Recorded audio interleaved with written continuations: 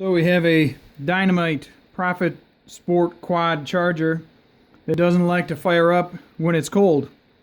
And I found a way to make it work. The switch is on. It is plugged in right now. On or off, doesn't matter.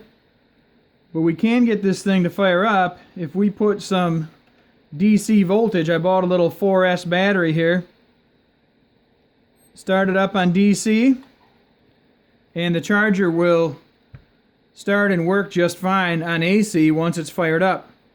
But the issue seems to be capacitors leaking down, so it doesn't have enough punch without the capacitors charged up to fire up the charger.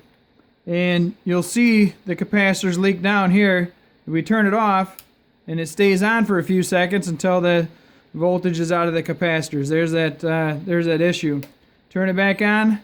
Actually came back on that time. So once it's warmed up, sometimes it'll fire back up. Otherwise, you've got the option of firing it up on 4S power.